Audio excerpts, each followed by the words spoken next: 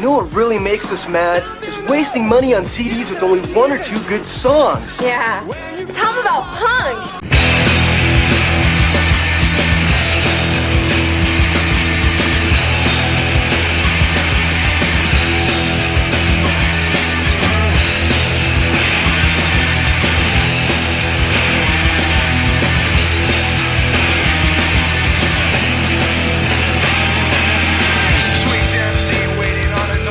What's up, posers? Welcome to punklottopod. I'm your co-host, Justin Hensley. I am your other co-host, Dylan Hensley. And this is the show where we assign our guests a year, and they choose one punk, hardcore, emo, or punk-adjacent album from that year for us to talk about. Today, we are talking to Ian Miller of many bands, but most notably, Kowloon Walled City, who just released their fourth full-length, Piecework, out last year in 2021 on Neurot Recordings and Gilead Media. He's also been in so many other bands, which we'll talk about in the show. What are we talking about today? We're talking about the year 1981. The record is Wild Gift by X. So, revisiting X for the second time. Still have not done either of the big records. Mm-hmm. Yeah, it's funny. Talking all around them. We'll get to them one day. Maybe, yeah. It depends on what our guests choose. Yeah, and if you want more 1981 and X talk, head over to our Patreon. That's patreon.com/punklottopod, where we are doing a Master Punk Theater on the decline of Western civilization, Part 1. An all-timer. This is one of the big punk movies. Yeah. I wanted to kind of stay away from documentaries originally, but I don't know. This one's too big, I think, to not talk about. This one's big, and there's a lot to talk about. Yeah. Because I think that's been my issue with thinking about doing a documentary is what are you going to talk about, really? So, luckily, this one I think you get a lot out of. So, and then you could follow us on all forms of social media, Instagram, Twitter, Facebook at punklottopod. Email us punklottopod@gmail.com. We have a voicemail. It's 202-688-PUNK. I'm going to play you the two voicemails that we got recently and on next week's episode, because I think we'll have plenty of time to talk next week. Yeah, some fun stuff on the voicemail. And then punklottopod.substack.com. I still need to post my last 100 of the top 200, but I kind of forgot about that. But maybe I'll just throw it up there real quick for people to read. But yeah, so enjoy this conversation with Ian Miller. This is a really good episode, and enjoy the show.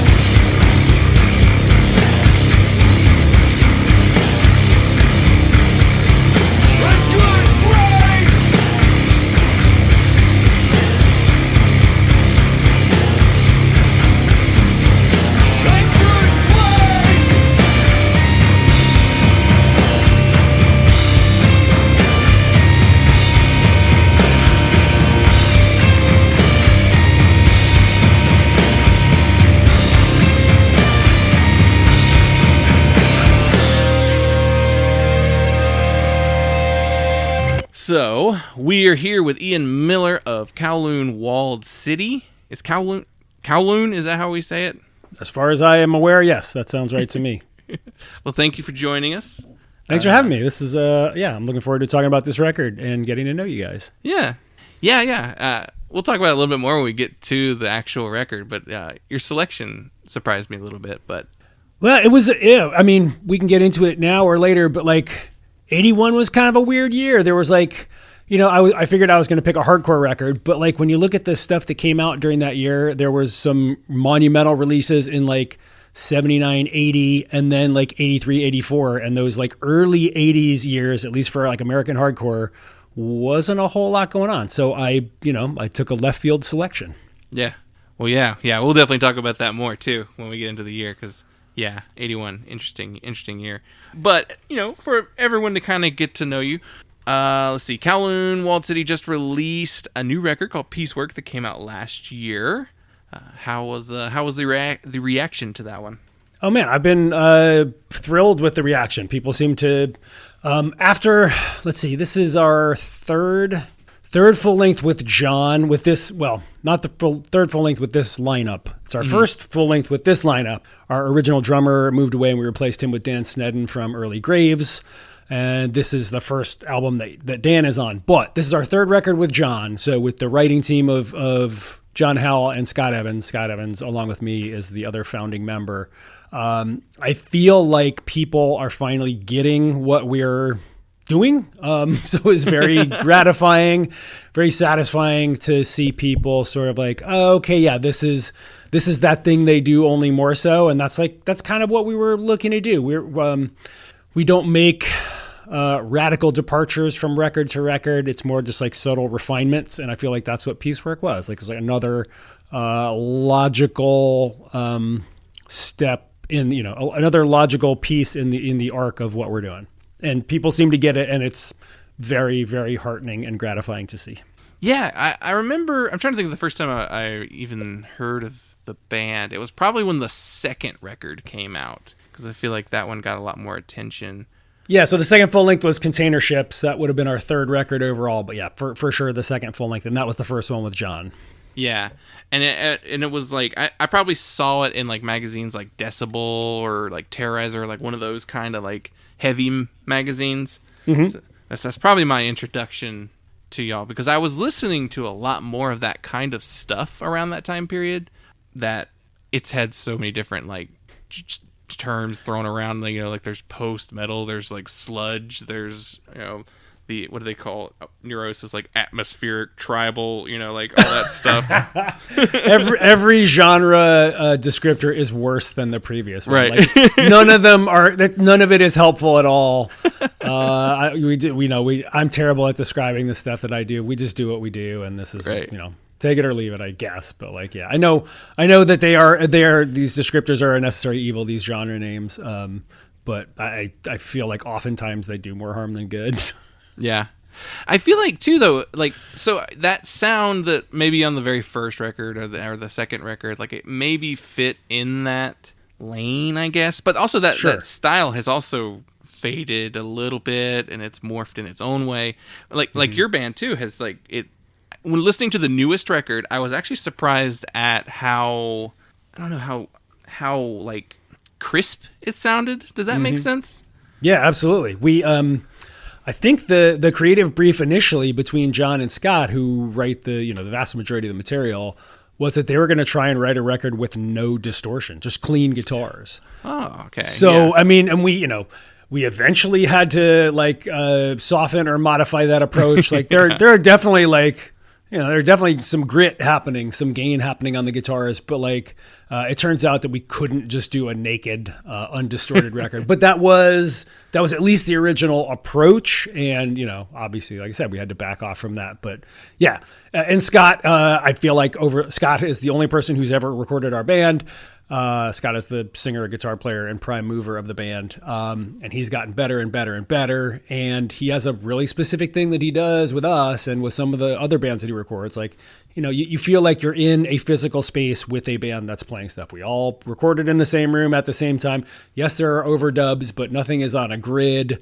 This is all just real people playing in a room. And I think with the way he records and mixes, you get that. You feel like there is a sense of physical space, which is missing from so many heavy records. I feel like, they feel like, now I'm going to use Meshuggah as like the other end of the spectrum.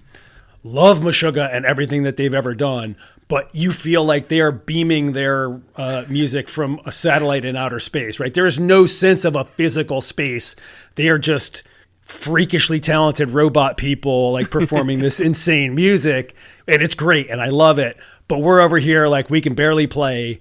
But what we can do is capture what it feels like to be in a space with people moving air with amplifiers and drums.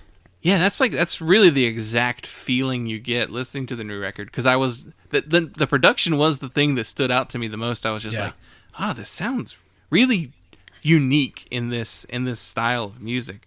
Because like metal in general, I feel has gone in a more like very glossy production. Like, I guess the budgets for metal is just getting bigger and bigger. So especially if you do if you're anyway at all like the Meshuggah lane of stuff, or even other like genres like power metal, death metal are getting just a lot cleaner or just more produced sounding. Sure. So like there's something a little bit more raw about this record. Like this record reminded me more of something like Helmet, or like one of those noise rock groove metal bands from the 90s or whatever you wanted to call that style. Interesting. Yeah. I mean, that stuff's definitely in our DNA. We there's like Scott and the original drummer Jeff were huge Helmet people. Shallow, North Dakota is another touchstone for this band. We loved them. But yeah, there's certainly not a whole lot of groove happening, or maybe there is. Maybe it's Dan's drumming. Like Dan is a unique and really amazing drummer. I play in another band with him and have done other projects with Dan, and he's definitely brings a different percussive rhythmic approach to the band than Jeff, our previous drummer, did. Yeah. You've actually got like a really wide resume that spans many different types of music. That's one way of putting it. Yeah. It's a diverse portfolio. Yes. Got to diversify your bonds. When it's funny, I messaged Dylan this when I was like, okay, what else? I went to Discogs and just like clicked on your name to see what else you'd worked on. And I was like, okay, yeah, that's cool. Okay, yeah, that makes sense. And then I got to like Skankin Pickle. What? Yeah, so when my partner and I moved to Oakland in 1990, I guess it was, the second band that I ever put together was like a ska punk band because that's what was happening. We were more like, I don't know, we were a mess. We were just like, that's what people were doing in the Bay Area. It was like every genre mixed together. So you'd have like all these funk metal bands, like, I mean, Primus obviously were huge, but there were other bands like Mordred, MCM and the Monster, Fungo Mungo, like just people who came out of a metal background but were, had discovered like indie rock and funk. Like funk has always been huge in the Bay Area. We have a long lineage of stuff like, Santana and Tower of Power and stuff like that. Mm-hmm. So people were melding all these different genres. And my band Hoodlum Empire, we played ska and metal and hardcore and funk. We had a DJ at one point, and it was just like, you throw everything in the kitchen sink in there. And that's how I got connected up with the Skankin Pickle folks, so that when they needed a bass player to replace their original bass player, Mike, I was the person they asked, and I played with them for 2 years and got to see the world, and it was awesome. Yeah. And then I kept going down the line. I was like, is it Jade from AFI you were in a band with, right? Yeah, you were in like sort of a throwback youth crew band called Redemption 87. Yeah. And then like mid to late 90s, yeah. You've worked with like Thrice members too. Sure. Yep. 2 bands. There's Puig Destroyer, which is our baseball themed metal band, and then Less Art, which is 2 guys from Thrice, and then me and John from Kowloon Walled City, and Mike Minnick, who's back singing with Curl Up and Die now, and that's theoretically that's still a band, and we're talking about doing another record. So yeah, we have one record out on Gilead Media that came out, I think, 5 years ago now, but that's still, at least theoretically, a thing. Yeah, I was just impressed at just like, you've had all these like fun little like, worked with these kind of like big names within like the different genres of punk, and it's a mini offshoot, so it's just funny to be like, oh wow, well yeah, I worked with Mike Park, and I worked with a guy from AFI, and I worked with the Rice guy. It's just a fun like, know a little bit of everybody. Yeah, that's kind of how it is in the Bay. It's like, I don't know, it's kind of a small musical world. And so if you stick around long enough, you're going to, develop those relationships. And, maybe if you're, if stuff breaks your way, you get the opportunity to play with a bunch of different people. It's great. Yeah, I was always wondered how bands like Neurosis were always like playing around with like Green Day people and like, Sam I Am, like all that kind of stuff was around the same time. So it makes a little bit more sense, though. For sure. You mentioned Gilead. This is what, the second time working with them with Kowloon? Yes, I want to say yes. I think so. I think maybe the third. Yeah. So we've done the last 2 records have been sort of co-releases with Gilead and Neurat. And we've been super stoked with those relationships, and continues to be a great working relationship with both groups, both labels, I guess. Yeah, I mean, they're both really, like Neurat especially, being known for, Neurosis started record label, and Gilead, who's been doing some, this year alone, like they put out like 4 or 5 records that I was just like, these are amazing bands. Yeah. Adam has curated a pretty incredible catalog to this point, and we're happy to be part of it. Yeah, so it's a good company that you're in there. For sure. Let's see. I'm trying to think if there's any other questions before I get to my final one. You mentioned, well, we can do this. So you mentioned Kowloon's got a show scheduled currently. Mm-hmm. You want to go ahead and plug that so that... Oh, man. I should have had this prepared. We're playing in Sacramento in February. I don't know. Yeah. All this stuff is written in very faint pencil at this point because who knows? We've had to cancel and postpone and reschedule so many things. I don't even know if I feel great about promoting it at this point. Although it is, it has been announced, and technically we're playing Sacramento, I think, on the 16th of February. And it's our friend Chris's birthday show, Chris Lemos, and we're pumped to do that. And fingers crossed that Omicron sort of starts to die down and we can actually get up there and play. Yeah, I mean, it was February last year when it kind of like died down again. So like hopefully that I think all the February stuff that's lined up, it's like, fingers crossed, like maybe coin flip. It'll happen. I think everybody's banking more on like March should be fine, right? Yeah, March, April for sure. I feel much better about that. But who knows? When February comes, we may be singing a different tune. Yeah. We never know. Is there anything coming out in 2022 that you're at liberty to discuss? Oh, for Kowloon, no, man, we write so slowly. Yeah.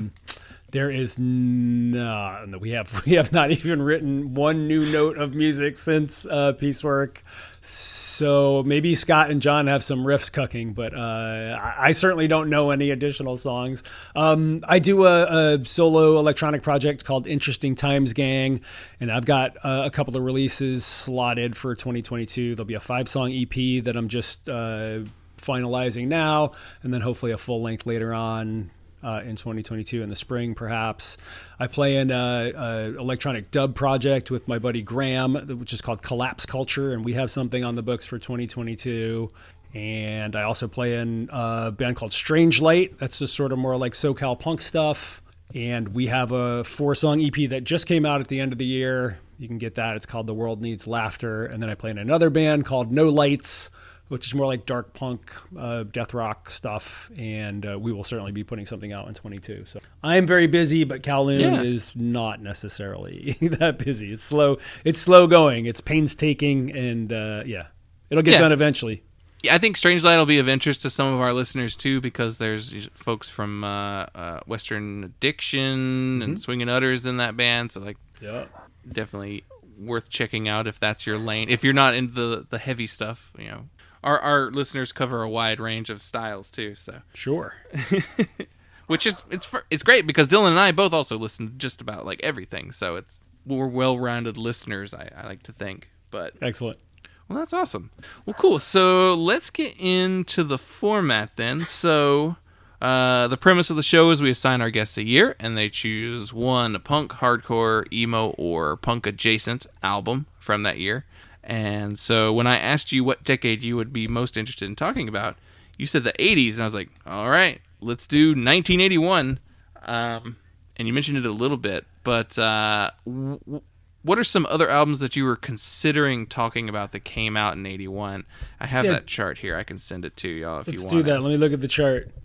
I mean, for me, it was a pretty obvious choice. Like, there might have been some, like, choice 1B and 1C, but this was clearly choice 1A. I mean, when I was thinking 80s, I'm like, oh, great, I'm going to get, like, Out of Step or Rock for Light or something like that. And then you went earlier. You gave me 81s. I'm like, oh, and there's strangely, like I said, there's, like, a little lull in the hardcore records. I mean, I could have gone Damaged. That would have been an obvious pick. I have a giant Rise Above tattoo on my back. But I don't know. I could have gone Youth of America, but that's like an EP, and that didn't have the same sort of impact that it did that Wild Gift. Like, Wild Gift is one of those things. The record that I picked is Wild Gift by X.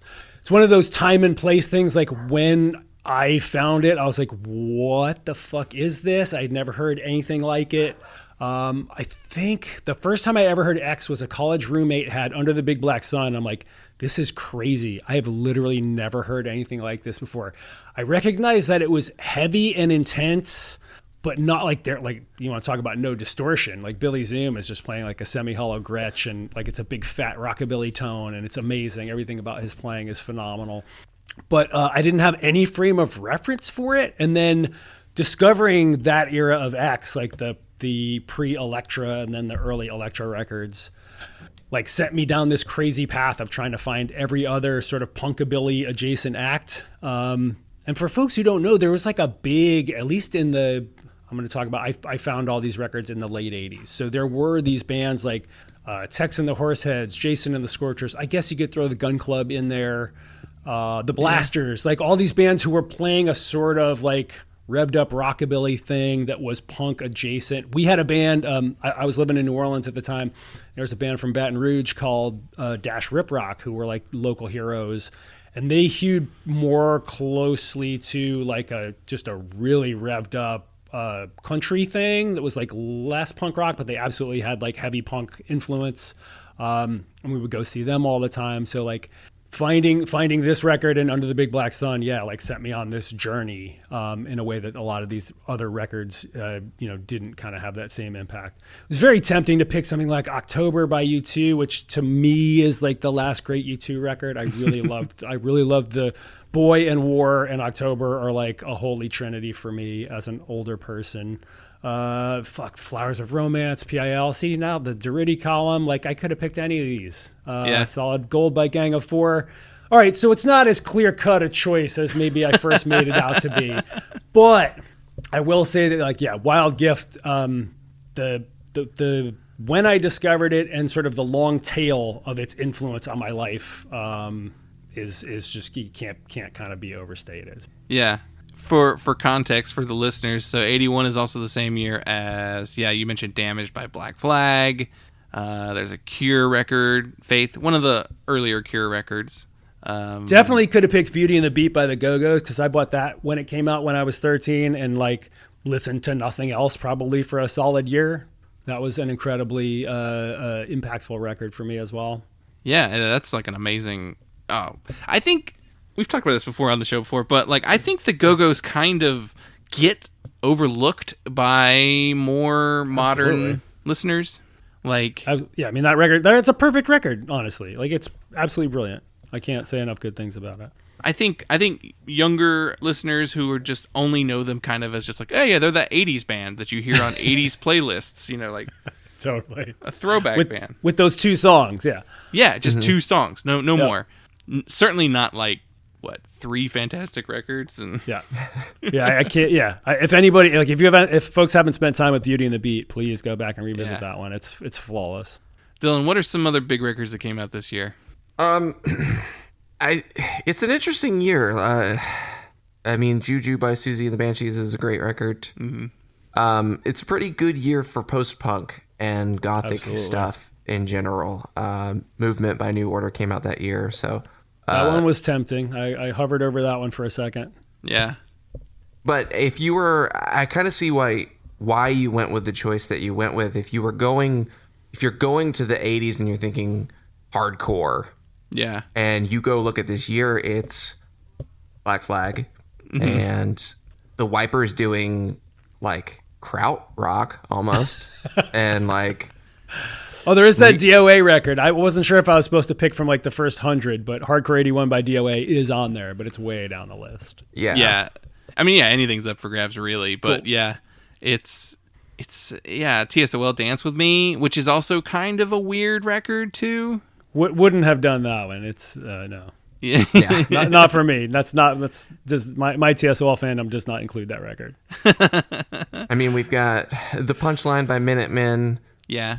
When they were more of a hardcore band. Yeah. But it's not one of the standout Minutemen records. It's not Double Nickels or anything. Right. Yeah, what happens if you look at EPs, Dylan? Is there anything over there that's well known? Because hardcore was pretty useful with the EP. It was a pretty good. Well, it's Minor Threat by Minor Threat. Yeah. Okay. Yeah. There's first your big Minor ones. Yeah. As well as In My Eyes. And then there's Signals, Calls, and Marches by Mission of Burma.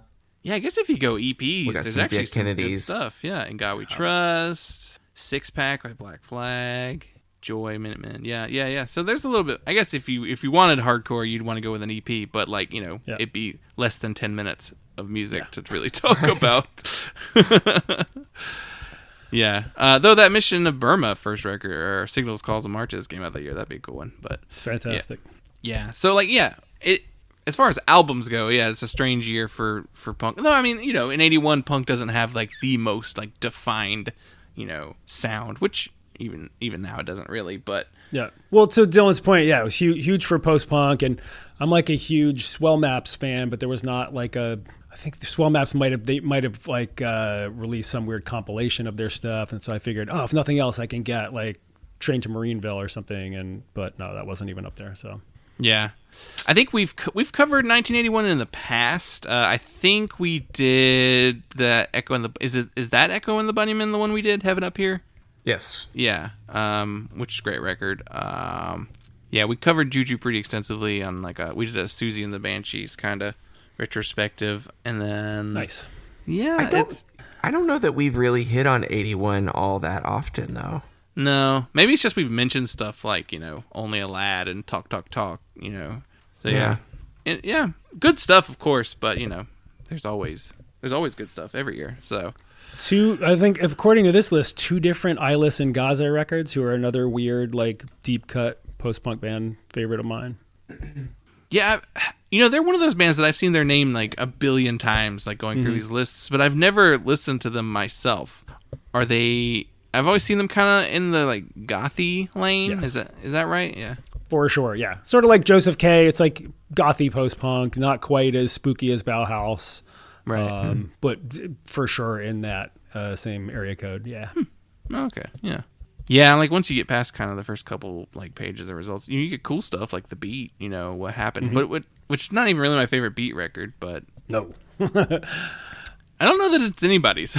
No, it's all about the first one. Yeah, it's the first one, and then Special Weed Service has like All the hit songs on it. yeah the radio songs.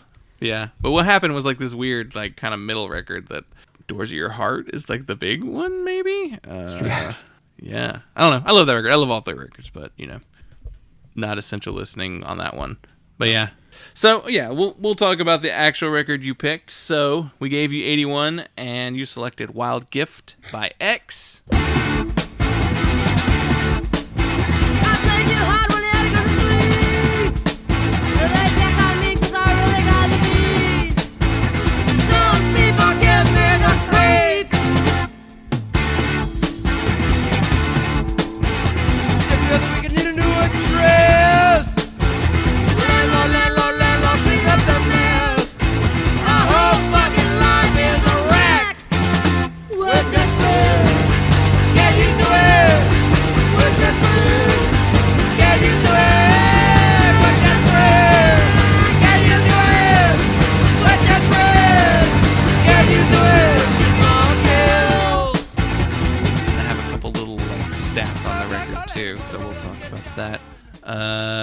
X are from Los Angeles, California, because they are still active.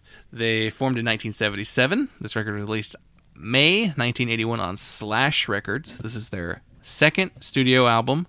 The personnel on the album is John Doe on bass and vocals, Exene Cervenka on vocals, Billy Zoom on guitar, and DJ Bonebreak on drums. The album was produced by Ray Manzarek of The Doors. And we previously covered their album More Fun in the New World with Elise from Oceanator. That was maybe almost 2 years ago at this point, which is their fourth album. So I'll save the other little stats I have on it. So you kind of touched on it. Usually I ask the first question is like, what made you choose this album specifically to talk about? But you mentioned that there. For sure, yeah. So let's see. Was the first time listening to it when you found a copy of it? Was that what you were saying? Yeah, it definitely would have been in the mid to late 80s because I was in college starting in 85. I am an old man. So yeah, and I told you my buddy had that More Fun in the New World, and that sent me off on this quest to find other stuff. So yeah, it would have been mid to late 80s when I discovered it, and I'm not sure if X were still a going concern at that point, the point when I discovered the record. I didn't see them live until probably around 2000. I want to say like the first time that they reformed. Yeah. And they absolutely blew me away. Like even then, as older folks, Billy Zoom had to have been in his 50s, maybe 60s by that point. I don't know how old he is precisely, but they fucking ripped. They were fantastic live. Yeah, Dylan. When did we see them? Like a couple, like it's 5 years ago? 5 or 6 years ago? Yeah. It was before the new record. So before Alphabet Land. It was before I moved. So it was probably 2016 or 2017. And even then, it was just like, they're still amazing. Like, yeah. Really impressive. Yeah, like Billy Zoom, I think, was sitting on a stool the whole time. But, like, good for him, man. He's still out there, staring at everyone in the audience. Yes. Give him the smiling at everyone. Yeah. So okay, I'll ask Dylan this.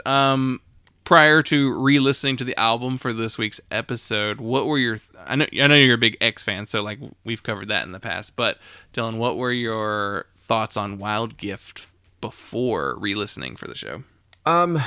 This is one that I don't think I've ever really properly rated. I don't think that I've really absorbed it the way that I have some of their other records, Los Angeles, and Under the Big Black Sun especially.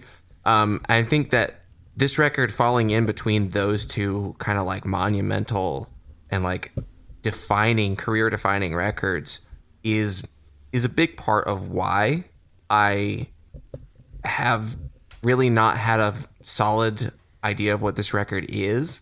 I think I thought, oh, it has a couple songs, but overall it's not great.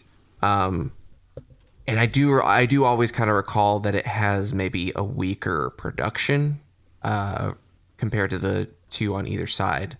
So that's kind of lends itself to my sort of disregard for this record.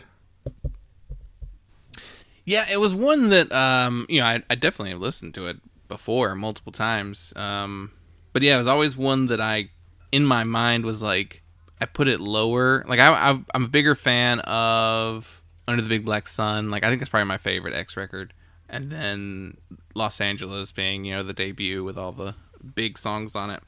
And so like my mind, I was like, oh yeah, and it's one of the first four, so it's a good one, for sure. But it was always one that I hadn't visited this one as frequently. Ian, where does this one kind of rank for you in the pantheon of X records? I mean, I think I agree with both of you guys right down the line. I mean, I don't think it's that much weaker than Los Angeles, but Los Angeles, like the iconic debut, bangers back to front. We've already talked about More Fun and how iconic that is, and they were really starting to expand the scope of what they could do, what they thought they could pull off. It gets darker and moodier with like Hungry Wolf and like Dancing with Tears in My Eyes, like more ballady and just more ambitious. And this one kind of gets lost in between those. I absolutely agree with I think what Jordan said about that. I will say, though, I mean, there are some iconic songs in here. You got Adult Books, you got White Girl, sort of the two slower, I don't know, introspective ballady things that Exene handles lead vocals on. And it's also got, there was one other thing that I wanted to call out. In This House That I Call Home, When Our Love Passed Out on the Couch, like, the up-tempo bangers that sound like they would be not out of place on Los Angeles. So, I think it's probably, like both of you guys said, sort of maybe one or two tiers beneath the first and third records, but it definitely deserves probably more consideration than folks give it. Yeah, it's funny. It's not Ain't Love Grand or like Jesus, records where like they change their sounds so much that people are like, right. What are y'all doing? But yeah, and it's between like it's the second record. So I wouldn't call this a sophomore slump because sophomore slump implies that the record's not good. So that's not true at all. This is a really great record. But it's probably the one I'll continue to go to less often out of the first four. Because I think even like More Songs is they experiment a lot on that record and they do things that they haven't done before. And I feel like this record, they try and do a little experimentation on it. Like there's some darker moments on this album, but I don't know, maybe like the hook, like the songs just weren't quite there yet. I think they nail it better on the next one. Yeah. There is some stuff that there was some material here that were holdovers though. I think, was it Adult Books or was it White Girl? One of those was released on a Danger House single in 1977, I want to say, and then they re-recorded it. It may have been the White Girl that was released as a single. It was with We're Desperate on the B-side or something like that. So it was I saw this. It was Adult Books and We're Desperate were a single in 1976 on Danger House, and I think White Girl was the album single. For this one, which odd choice, I think. For album single. Yeah, I mean, it was sort of the more, the slower, not sub 2 minute like punk number. So you can understand why maybe that they or the label picked it there, or Manzarek told them to pick it. But not exactly like poppy and accessible. It is interesting too that they held on to Adult Books and We're Desperate and didn't use them on the first LP. I wonder what the story is there. And they chose to use it on here. Yeah. Got to be a story. I'd be curious to know if there was a specific reason. I mean, I guess it's possible that it was just like they had just done it as a single, those songs as singles, and they had new stuff, and they were like, "This is our big record. We got to put everything on here, like all of our new stuff on here." And then they got around to doing the second record, and they're like, "Well, we're playing that song still. We're playing both of those songs still. Yeah. Let's do them the justice of a proper album treatment." Yeah, that's the most logical reason. 2, plus, you usually use up a lot of your material with your first record, so it's probably easier to be like, hey, well, we have these songs that they're good, we like them still, so let's clean them up. We got to pad this thing out. Well, it's 13 songs in like 32 minutes or something. It's almost it's almost like Rain and Blood, for Christ's sake. It's a short record. And this is the immediate follow-up. Like, this is like a year later. Right. Like, that sounds right. Not even quite a year later, because, well, a little over a year, because Los Angeles was in April and then of 80, and then this was in May, which they recorded in March. So.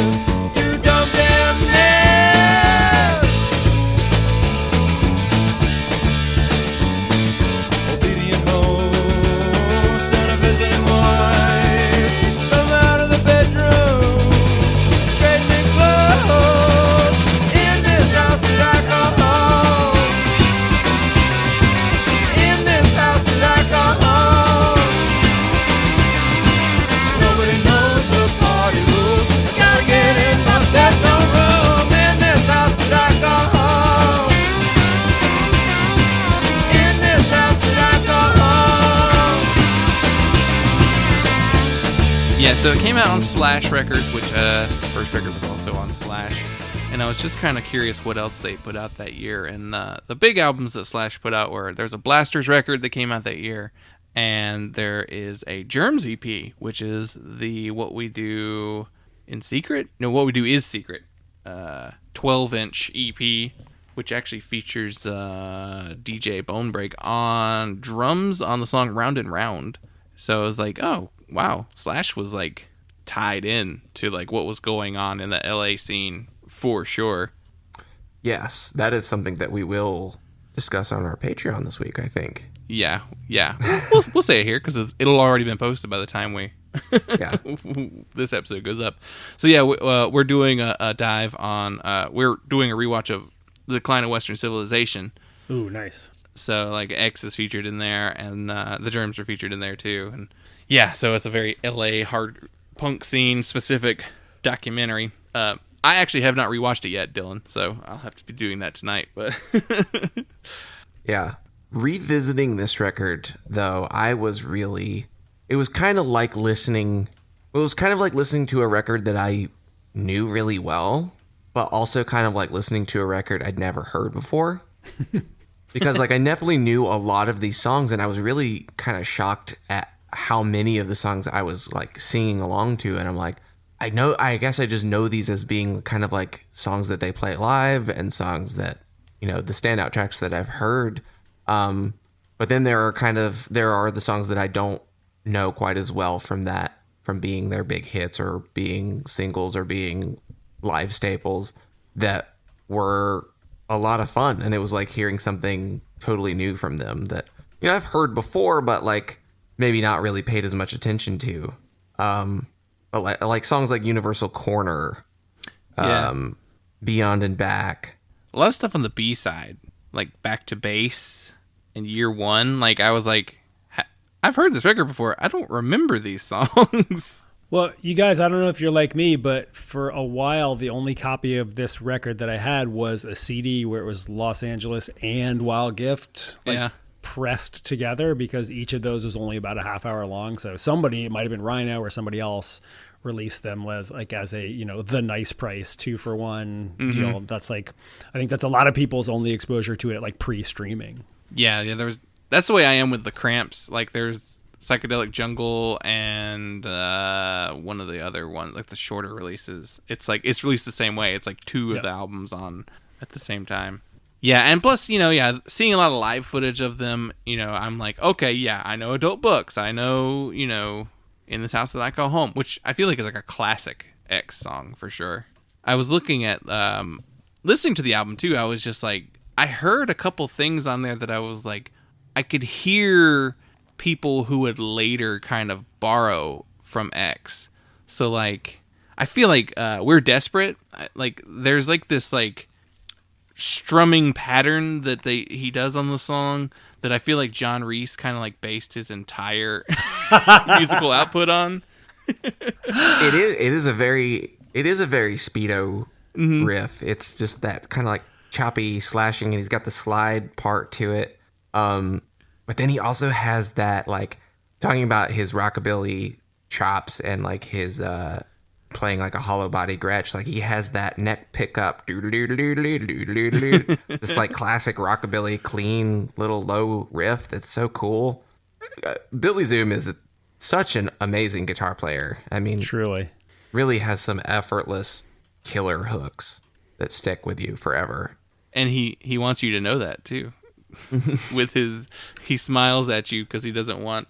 What was it? We were talking with John from Timeshares about a Social Distortion record, and we got off on a tangent on X and how Billy Zoom like did some interview where he was saying that he smiles on stage because all the rock guitar players were making all these crazy faces whenever they play guitar, and he just wanted to show that you could just like how good a guitar player he was, that he could just smile and play these riffs. And that rules. I love it. Even on In This House That I Call Home, I also noticed there's like a little riff in there that D. Boone definitely was like, I'm going to use that for Double Nickels. And I'm trying to think of what exactly it's on Double Nickels for sure, which, they cite X as major influences. So it's not like it's outright stealing, that's the record that has History Lesson and name drops John Doe. So yeah, there's just like a little riff in there. I was like, oh, I know that sound very well.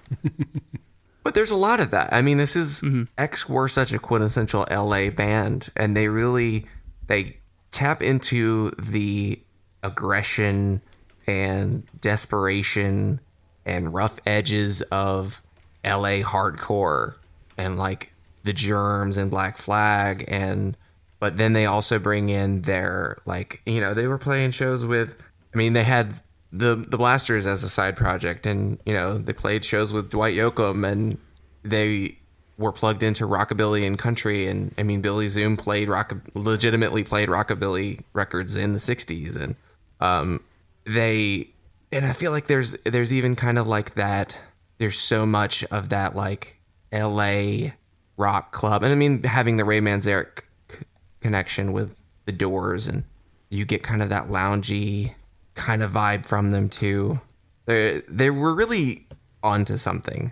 And watching interviews with them, watching the interview in Decline, they don't seem like they're that smart, but they're really well cultured. And they're just these like naturally curious people. And I mean, that interview, they're like drunk and giving each other stick and poke tattoos, and but they're just like really inquisitive and like curious and thoughtful people, but maybe aren't like well educated. It's interesting. And they would have been super young, I feel like, at that point too, like early mid-20s tops, right? No, certainly no older. Their ages vary. Well, besides Billy, yeah. Billy is a lot older, but I feel like John was born in 1954. So yeah, so he would have been 24, 25 around the time that Decline came out. Yeah, Exene was probably younger than him. I read an interview. Yeah, it would have been 20. Yeah, they would have been in their early 20s. Yeah. I was reading an interview. It was like I tried to pull up like interviews from the time period, and I think it was New York Times that I found an interview with them in 81, or I think it was probably around an interview for this record. And it said that John and Exene were married, and I don't Maybe I just don't know my X history. They were married? I didn't know that they were actually married. Yeah, they were. I'm not sure when they got married, because they were dating pretty much from the beginning of the band, and they lived together in West Hollywood. And I think got married at some point, and divorced, and she got married to Viggo Mortensen. Yeah. In like the mid '80s. Yeah, I knew about that, so I guess I knew they were a relationship together. But yeah, I guess I didn't realize that they were actually married at the time. But there is like an interesting like little spot in there where it's like, oh, man, I can wonder why the relationship didn't work out, because like in the interview they're talking about the song "White Girl," which is about Lorna Doom from the Germs. Like John wrote it about her, and the interviewer was like, oh, so, does it make you feel weird about, your husband writing about another woman? She was like, nah, it doesn't bother me that much. Or she says something along the lines of like, I feel like we're open about our crushes. And then John turns around and says, no, we're not. We're not. Big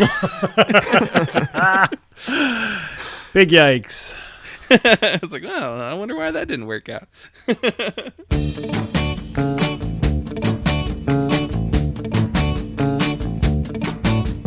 Many guys and girls, all real beauties, everybody making a stand. They hurt themselves, singles rule the world, feeding on fresh blood one track. I below the belt, all in line, all in line. They're all in a line like a dog. I don't understand. Jackie Suzanne meant it that way. A dog looks. I don't understand. Jackie Suzanne, she meant it that way. But that interview is really interesting because he says something else in there. He's talking about he likes the term punk because it's something that Linda Ronstadt would never call herself, but she would maybe use like new wave as a term to describe something she was doing. So that was like his like, so we can't be like Linda Ronstadt. We have to be punk and not new wave. It's funny that Linda would have been even willing to call herself new wave, just considering where she eventually ended up. I mean, singing it like Bill Clinton's inauguration or whatever it was. Looking at a couple, like, I don't know what you would describe them, accolades that the record has. It peaked at number 165 on the Billboard 200, which I say that's a pretty good, I mean, for a punk record in 81, that's pretty impressive to even make the Billboard 200. And then it was ranked number 334 on Rolling Stone magazine's 500 greatest albums of all time. That's probably been updated a couple times since it was originally on there. They actually had like two of their records on there. I think Los Angeles was much higher up on the list, but interesting that Rolling Stone magazine put two X records on the 500 greatest of all time. Pretty cool. Yeah. Even though I'm like, I'm weird when it comes to lists like that. I'm like, well, no repeat artists on the list. All original, one entries only. I was looking at a couple other things. So John Doe and DJ actually played on the Flesh Eaters album that came out that year, A Minute to Pray, A Second to Die. I listened to that one too, just to kind of get an idea of what else they were doing. But it's like the same style of music as X, but also vastly different sounding. Yeah, I remember the Flesh Eaters coming through New Orleans a bunch. I don't know if they were I guess they were from LA, but they used to play a lot. Yeah, it was not anything that ever caught my attention. I'm not sure that I've ever heard the record. I probably should check it out. It's a lot more experimental than something like X would have been putting out. So that makes sense. Yeah. It's just interesting that they're both on the, John and DJ are on that whole record. And like I said, DJ was on the Germs song, but he was also on like two Jezza X singles, who was also in the Germs. So there was like 2 7-inches that year. And then Ray Manzarek produced an album in 81, a mini album in 81 by a band called the Zippers. Not even sure I've ever heard the name. Were they another LA punk band? Yeah, I think they're another LA band. Like I think that's all they did though, was like that mini LP is how it's described. It's interesting. I guess he was trying to make that. I think they're described as like a power pop band. I'm pretty comfortable saying that Manzarek's production work with X is the best thing he ever did. I'm confident in saying that. Not a big Doors guy. No, I recognize that his importance and influence, and I recognize the Doors' influence on, like, you know, Patti Smith and a lot of stuff that I do love, but I don't like the Doors. I don't like the way that Ray plays keys in the Doors. Oh, I love the way he plays keys in X. yeah. And I mean, there's like several years in between the last Yeah. Doors records and, you know, him playing on that X record. And I definitely think he was like trying to do a certain kind of organ playing for them on that record, which it's interesting that they worked with him and they didn't bring that organ back. I don't know if it was like, we can't pay Ray for this one, or if they wanted to separate themselves from that sound and be like, because they weren't using an organ live. Yeah, my appreciation for the Doors begins and ends with there's an amazing Iggy Pop story in Please Kill Me, where he talks about Light My Fire had become a huge hit, and Iggy was in LA and watching the Doors play a gig, and it was like, he said it was just like tons of frat boys and straights who had all come to the show because Light My Fire had become this huge hit, and Jim Morrison refused to play the song at first, and when the band finally did convince him to play the song, he sang the entire song in like an incredibly high-pitched Minnie Mouse voice in order to piss people off. That's like one of the Please Kill Me stories that stuck with me. I was like, you know what, Jim Morrison, not all bad. Mostly bad, on balance bad, but like, you know, there was some good in him clearly if he was going to do that. I like the idea that even he was like, what? No, this isn't the type of audience I want. Yeah. 100%. So I did want to mention, I can't believe I haven't mentioned it before now. Re-listening to this record, I mean, obviously one of the appeals of X in every era is the insane vocal interplay between John and Exene, and I none of us have brought it up yet, so I'll bring it up. Listening back this time, it's just, what fucking planet is Exene from, and where did she come up with these like anti-harmonies? They're incredible.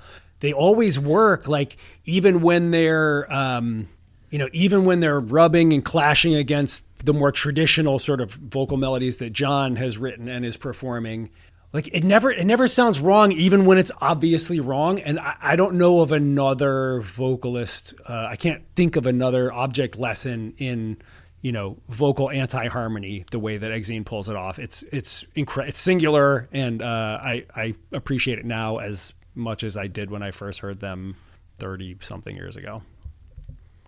Yeah, it's bizarre. It absolutely shouldn't work. Yeah. And you're right. There's absolutely nothing else. There's no one else that does this. Like, because even when people try to do it, it doesn't work. Nope. Mm-hmm. But, you know, I guess because it's like, I feel like anytime you hear it, it's flat, I guess, is what it is. Because I think she even said it in that same interview I was reading earlier. She was like, yeah, people say I sing flat, but I like how I sing. And it's like, well, I mean, yeah, she sounds amazing. But it is. There is this strange, I don't know.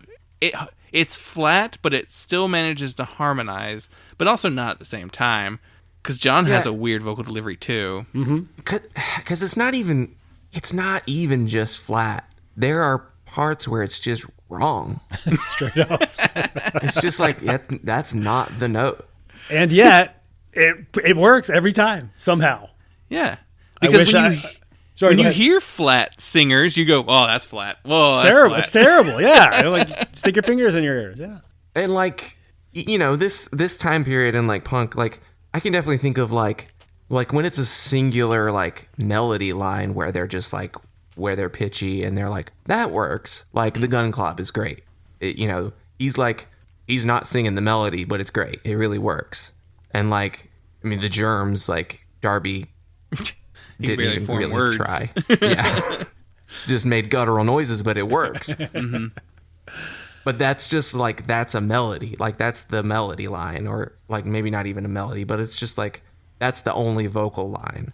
there's not someone else singing a written melody and then someone just not doing harmony, just wailing.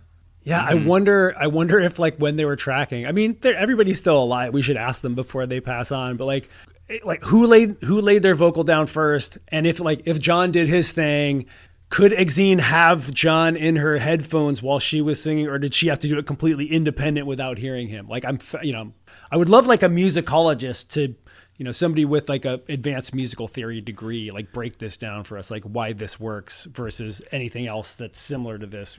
If anybody else tried this, as you've said, it would sound terrible, and often does. I wonder. I feel like maybe the only analog to make is like comparison to make is like, and this really feels like a stretch, and I don't think that it informed what they were trying to do, but like there is definitely some free jazz that accomplishes this with instruments and not voice, where you have someone playing, not really playing a harmony, just kind of playing around a harmony. But that's coming from like the well-informed position of like, I know what the melody or what the harmony I'm supposed to be playing is, but I'm playing the notes either side of it intentionally, and that's not what she's doing. And the only thing I can think is like maybe John wrote harmonies for her, and then she just couldn't sing them, and he was like, "That sounds fine." Yeah, that's fascinating. I like that theory. I'd be curious to hear if that was has any credence. Yeah, I feel like there's got to be interviews where they kind of really talk about their process. So I feel like it's just a matter of, are there any books on the band? There has to be. I feel like any band of a certain stature gets a book, even if it's just a 33 and a third book or something. It's got to be. There's the Unheard Music, which there's also More Fun in the New World, which is by John Doe. Oh. And someone else talking about LA punk in general. Awesome. Oh, yeah. They did a book called Under the Big Black Sun as well. I think really should track those down and read those. The only LA specific book that I think I've read is We Have the Neutron Bomb, which is great. I highly recommend that one for like the Mask and the early LA punk scenes. I learned a ton. It's fascinating. Yeah, speaking of the early LA scene, there's a track on this album where they mention the lead singer of the Screamers. What is his name? I'm blanking on his name, but same. And that's one of those bands that like the only thing that really exists by them is like bootlegs, right? Like, yeah, there's that weird live album that somehow got released, and the sound quality is terrible, but you can sort of understand how fucking out they were relative to the rest of what was happening in LA or like anywhere on the planet in 1976. I remember watching like a Target video of the Screamers where they're performing, and that might be probably the best quality audio they have. That might be the thing that I'm talking about, in fact. I've never seen the video, though. Yeah, who knows? It could be. I think there's a couple live things out there. But yeah, this was like, wow, this is really cool. And like, I like what he's doing. Very theatrical and crazy.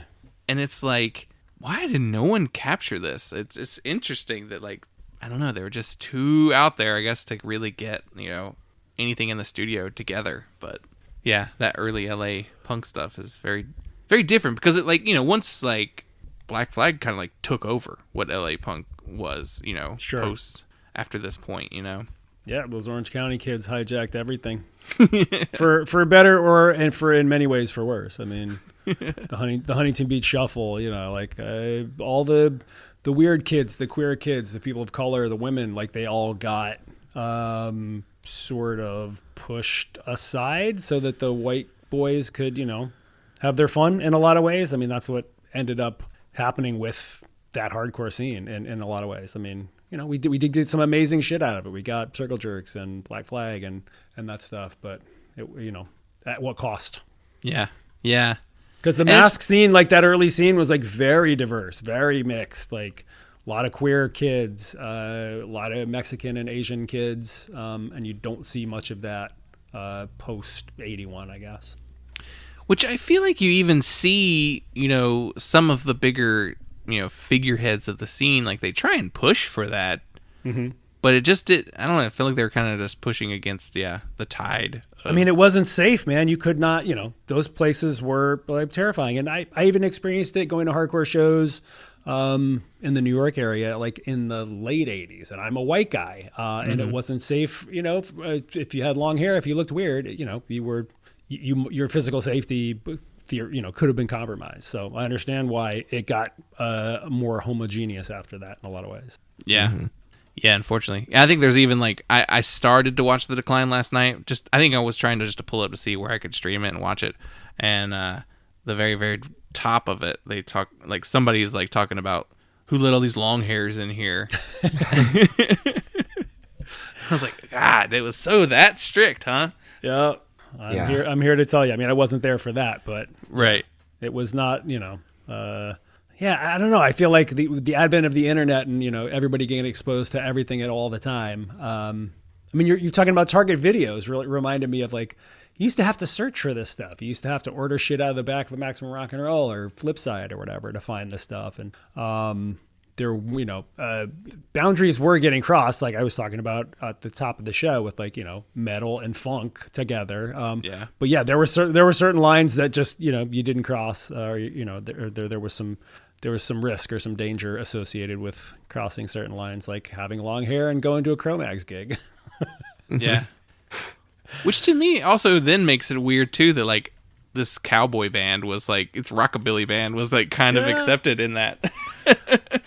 I mean, yeah, early punk before the rules had been established. It was a weird fucking thing, man. You could have bands like the Screamers and up north in Northern California. You could have the Tubes and Crime, and then a little bit later, as you get into hardcore, the DKs. But when there was way artier, way more queer, way weirder pre-hardcore. Mm-hmm. Which I feel like even New York was the same way. The 100%. CBGB scene was like that. Yeah, and then I'm trying to think of scenes that were already kind of like that. DC. I mean, DC would eventually get arty. Yeah, and I think they went back more sensitive, but started out as being very much aggressive, masculine, tribal mentalities. Oh yeah, there used to be those huge fights. I mean, Boston or New York would come down, or New York would go up to Boston, as a lot of the I feel like one dynamic at play is that people don't hang around. You dip into the hardcore scene for a year or two and then you age out of it, or you go off to school or you do something else.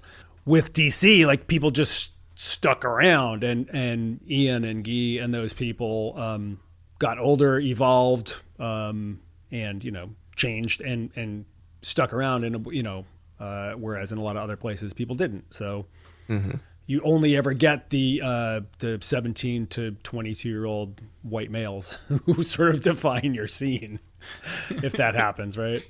Yeah, I guess having kind of those figureheads in DC kind of shepherd and it helped that they also had this, especially Ian had this. I won't say it's preaching, but he had this espousing his beliefs in a way that it's just it made you go, yeah, he might be right about he wasn't. So I'm sure him talking about good important stuff probably is what kept that scene that way. Sure, and Discord. You can't underestimate the impact that label as an institution had either. Yeah, it's very interesting. It's still trying to define which even in 81 they weren't even trying to define anything. They were just trying to literally be the exact opposite of major record label deal stuff. They were talking about how one of the big things that at least was driving John Doe into hanging out in the punk scene was that the money, the bands would be spending millions of dollars on records, and then punk bands were doing it for Econo style, the Minutemen classic, We Jam Econo. So there was this pseudo anti-capitalist lane in punk rock. Yeah. It got abandoned pretty quick when Elektra started, waving big checks at them.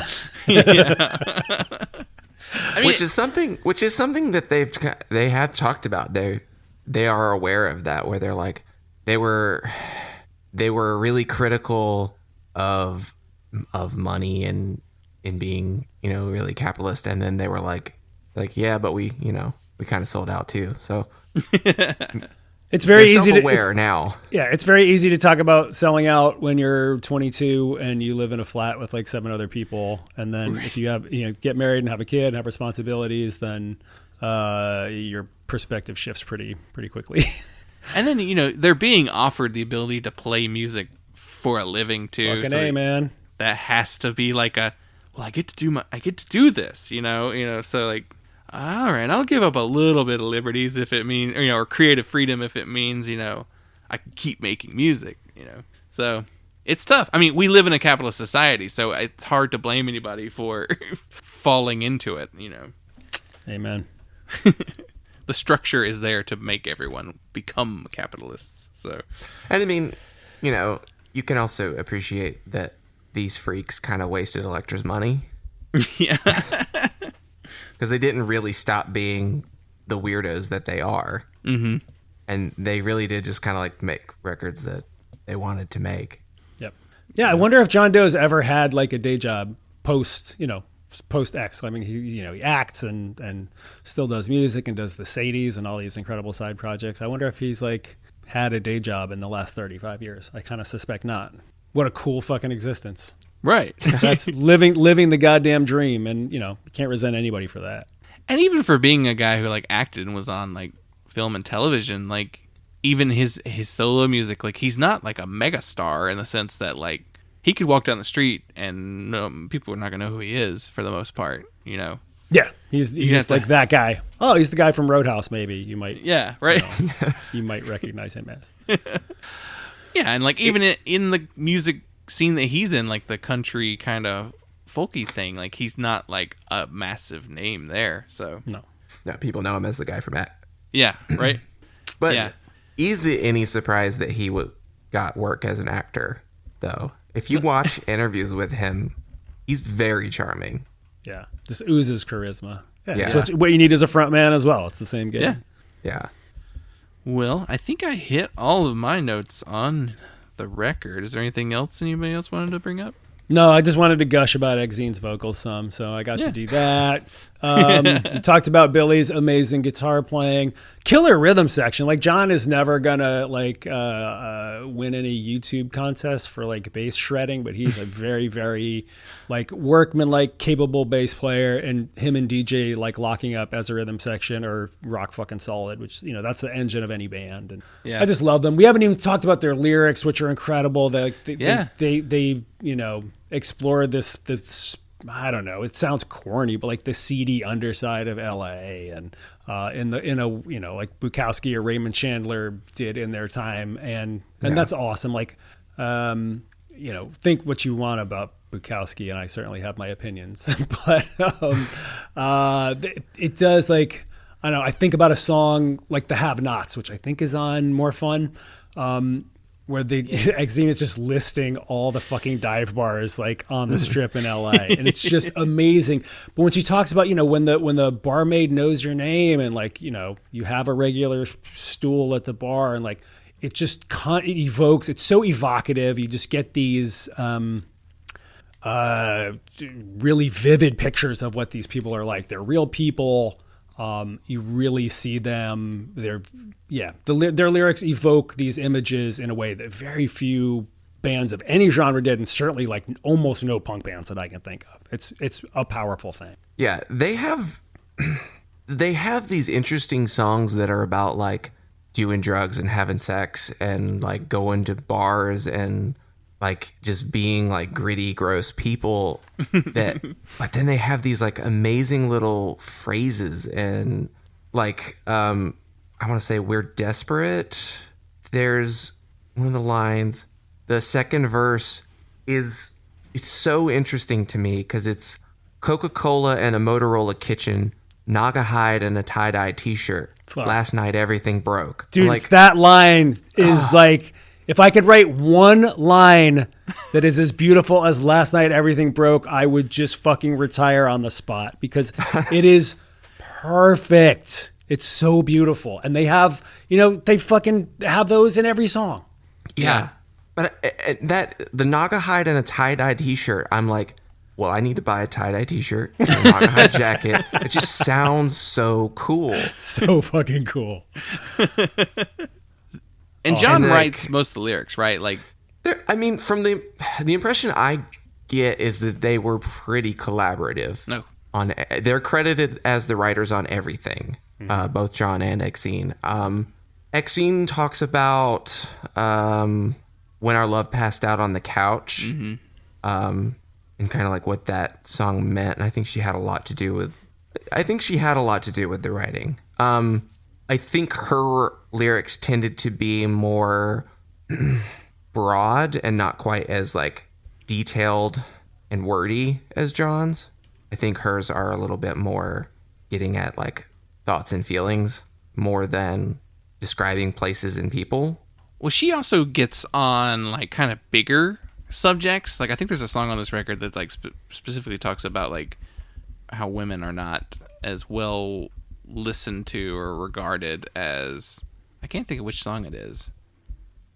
Like in like, you know, women can't do the jobs men can do, you know, like that kind of stuff. Like she was approaching more, whereas like John Doe was kind of like trying to like create a scene almost with his lyrics. I think hers are more trying to get at a bigger emotion. Yeah. Yeah, it was an incredible partnership for, you know, regardless of how what the division of labor specifically was. Yeah. Those fucking lyrics, man, they can't be fucked with. Yeah. Yeah, I mean, I love any kind of lyric that, like, evokes an image in your head. Like, that's a talent. Like, that, you know, so few bands can actually really, you know, do, or writers. Yep. I think, too, that comes a little bit from the country and rockabilly influence, because a lot of that stuff is very, you know, imagery, places, stories, and those kind of songs. So, yep. And wordplay and yeah. Because like the once over twice, like that's such a clever, That's great. lyric.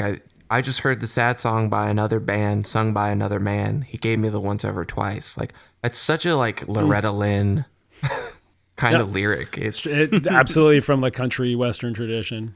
Yeah. Oh, you mentioned Loretta Lynn. I actually listened to her record Fist City yesterday. That song Fist City is so fucking good. You want to go to Fist City? Yeah. I didn't realize it was that kind of program, you guys. Let's go. Loretta Lynn's going to take you to Fist City. Well, all right. Now you're talking. Yeah. Yeah, that record's like full of that kind of stuff. Yeah. Yeah. Oh, go ahead. Yeah, I think we hit the big things here. Yeah, I think so too. Well, cool. So, Ian, tell people where to, let's see, like find and follow you online, or, you know, get records, all that good stuff. Oh yeah. I don't know. Probably the clearinghouse for information about me is probably Instagram, and I am at Morbid Kales. It's like the Celtic Frost record, but kales instead of tails, because I'm vegan, so Morbid Kales.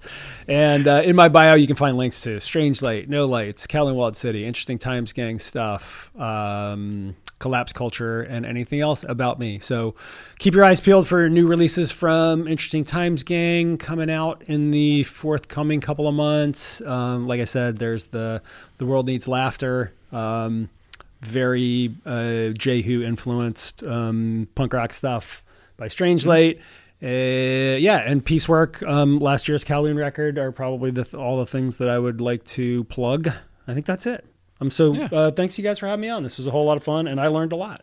Yeah, appreciate you coming on. For sure. Last thing I always ask is to have a guest shout out a charity or a nonprofit they'd like to bring some attention to. So do you have one?